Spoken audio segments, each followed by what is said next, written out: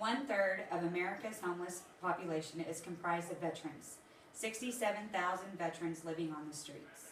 With post 9/11 veterans, the unemployment rate is 10%, which is higher than the national average. Every day in the United States, 18 veterans commit suicide. Since 2004, mental illness and substance abuse within our veteran community has increased 38%, and out of 2.4 million veterans who have actively served in Afghanistan and Iraq, 460,000 of them suffer from PTSD or major depression. Nearly 72% of the veteran community is diagnosed with PTSD. This includes veterans from Vietnam, Desert Storm, and the War on Terror post 9/11 campaigns. These statistics, retrieved in September 2015 from Justice for Vets website, The Impact, don't lie. They do, however, show that our nation's heroes have been greatly affected by their deployments to combat zones. When our soldiers return home, the war is just beginning for most of them who struggle with various physical and mental disabilities or disorders. These lifelong battles our veterans will fight not only affect the veteran, but also their friends, families, and their communities. Today, I hope to provide you with some insight on one of the most ghastly mental disorders that our veterans suffer from today, PTSD. I will inform you of what PTSD is, the events veterans experience that result in PTSD, some of the symptoms and effects, and other real-world treatments options for our veterans. Please keep in mind that any veteran can be affected by PTSD, no matter their age, gender, or affiliated branch of service. Each case is different, and each veteran has their own story. Let's begin with giving PTSD a definition and meaning. The American Medical Association Family Guide, published in 2004, defines PTSD, post-traumatic stress disorder, as a mental health condition triggered by experiencing or seeing terrifying events that is life-threatening for oneself or others, or an event that one feels they have no control over. Classified with anxiety disorders, treatments such as counseling and medication can provide some relief for these symptoms and effects, but there is currently no cure. It is also considered to be a chronic disorder, which means the symptoms and effects can last a lifetime for its victims.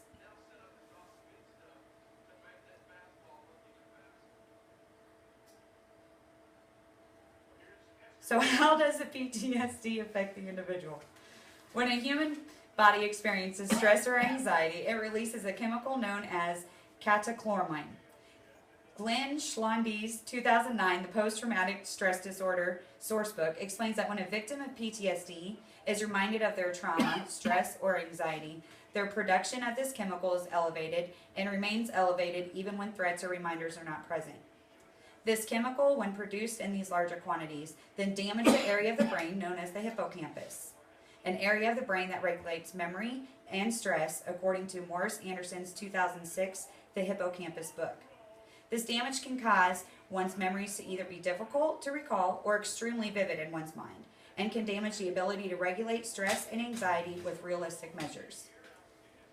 According to the NIH Medicine Plus journal, PTSD, A Growing Epidemic, published in 2009, nearly 72% of the veteran community is diagnosed with PTSD. This, of course, includes the veterans from Vietnam, Desert Storm, and the War on Terror. Our nation is reeling in news stories with information about veterans suffering from PTSD, but the public may not even be aware that the variety of causes that lead to veterans to develop PTSD. A combat veteran is exposed to multiple deployments, inhumane conditions, and immoral events. While fulfilling their duties as soldiers, there are some of the shocks that being subjected to can damage your psychological and physical well-being. In a personal interview with my husband, combat veteran Brendan Flint, former sergeant for the 425th Transportation Company of the 89th Regional Support Command out of Kansas, he tells us some of the appalling living conditions. Speaking in regards to his two deployments in Iraq in 2003 and again in 2004 to 2005, Flint stated that when his unit landed boots on ground in Kuwait, they had no idea what to expect or what was waiting for them when they crossed the borders into Iraq. Sadly, nothing was set up for this particular unit, as they were one of the first units to deploy in Operation Iraqi Freedom. They had been deployed before President Bush had fully mobilized the United States Armed Forces or declared war. The 425th had little to no clean water to drink, no electricity or phone lines ran, no warm meals, nowhere to lay their head, and didn't eat anything other than MREs for the first 6 months of their tour. This lack of proper nutrition, hydration, and sleep affected their performance of duties because they were truck drivers. Some of their missions were days and weeks long, and with little to no sleep, their safety and sanity were highly jeopardized. Their ability to remain constantly alert for possible hostile fire or confrontation and to drive their missions without falling asleep at the wheel was risked from lack of basic human necessities. Edward Crenshaw's 2011 book, The Perceived Principles, provides us multiple symptoms and effects of PTSD, such as depression and anxiety disorders, alcohol or drug abuse, and memory or sleep problems. Some of the 4 major symptoms are reliving the event, also known as re-experiencing symptoms. Memories of the traumatic event may come back at any time. They may feel the same fear and horror they did when the event took place. Veterans experience nightmares or flashbacks, feeling like they are often going through the event again. Avoiding situations that remind them of event is another symptom. They may try to avoid people or situations that may trigger these memories of the traumatic event, or avoid talking and thinking about the event. Avoiding crowds, staying busy, avoiding seeking help are all measures of avoidance. Negative changes in beliefs and feelings is another symptom. The way that the veterans think about themselves and others change because of the trauma. Like not having positive or loving feelings towards other people, staying away from relationships, and thinking that no one can be trusted to understand are all effects of their new perceptions. Feeling keyed up, also called hypoarousal. They may be jittery, always alert, on the lookout for danger, or suddenly become very angry or irritable. This is known as hyperarousal. Having a hard time sleeping, trouble concentrating, being startled by a loud noise or surprise, or keeping their back to a wall in a restaurant or waiting room all fall into the hypoarousal symptoms. Veterans often face multiple issues within their homes and environments that they have no control over, and though each veteran handles their pain, trauma, guilt, and afflictions differently, they all experience substance abuse, family conflict, unemployment, and homelessness at some level or another. The battles a veteran faces on the home front aren't easily won and often lead to unfavorable outcomes in their lives. They are withdrawn, unsocial, and have a lack of interest in a lot of things going on around them, such as their families, jobs, or other enjoyable events in life. They can have nightmares that never end, night sweats, anxiety, communication barriers, or the feeling that their lives aren't worthy or important, guilt and sorrow. Getting out of bed every day becomes a challenge. Going to work doesn't feel important anymore. Communication with their loved ones is strained and often turns negative and even hostile because of lack of understanding between them. Most struggle with what they did or didn't do. They have anxiety attacks, blame themselves for their death and destruction, and feel like failures. They often don't feel like they have anything in common with those that they were once close to, because the tragedy they witness is unfathomable to a civilian, and there isn't a level of understanding between the two anymore.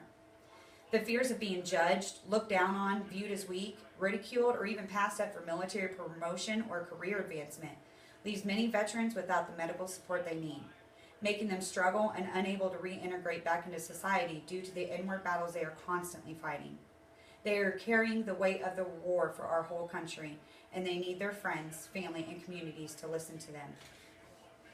No amount of training could have ever prepared these veterans for the brutal or immoral war they fought or the psychological aftermath they battle every day. A combat veteran has been trained to survive combat, but they aren't trained on how to survive integrating back into society when they return home. With diagnosis of PTSD, our veterans are struggling to cope and don't want to ask for help or admit that something is wrong. In National Geographic's 2010 television documentary, Vanguard, Soldiers in Prison, commentator Kaj Larson states that a soldier in combat has a 1 in 10 chance of dying. Therefore, they are surviving serious trauma. Correlating with Vanguard is Margaret Bouvard from her 2012 book, The Invisible Wounds of War, Coming Home from Iraq. Veterans return in combat mode, which gives them the ability to respond instantly with deadly force. They are in perpetual mobilization for danger, endurance, and hyperarousal. The capacity to adapt to harsh physical conditions that is required in combat may be irrelevant in civilian life. So what are some of the real-world ways a veteran can overcome their PTSD? The first and most obvious solution would be to attend VA appointments for physical and mental health. These appointments keep the veteran's physical health, monitored and recorded, such as blood pressure, weight, eating habits, physical strength, and hygiene. The VA also offers multiple group services and one-on-one therapy sessions. Along with physical health appointments, the VA can also offer medication to ease the burden of PTSD or provide some relief to the symptoms and effects for the veteran. However, if the veteran is not willing to go to these appointments, the clinical methods won't work. So what else can you do? One of the best things a veteran can do is come up with a routine, something they are required to do every day and they enjoy doing, that won't trigger any of the negative feelings associated with their trauma. And routines such as taking the dogs for a walk every morning or afternoon, taking a shower every morning, or going to the gym daily. These routines usually work better when the activities are performed at the same time every day. Veterans can also find a hobby, a productive and healthy hobby. Keeping their minds off memories, thoughts, and anxious feelings will help them move away from those negative effects. Putting puzzles together, reading, working on cars, building something, and even video games are all options to be explored.